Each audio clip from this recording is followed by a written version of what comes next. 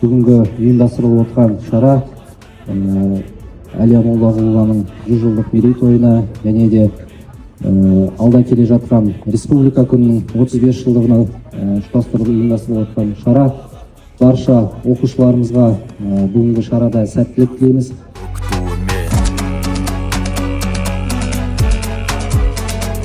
Деген ерлер, міндет абырой ерлік жігер, иіліп келгенше намысты бергенше жанымды берем. Мен мың өліп мың тірілгем, күшім бойындағы тасып от болып жан. Көк күнің астында самғасын алтын қыран, абырой міндет ерлік, ұрпаққа қалған дастан, сан ғасыр сыннан өткен түспеген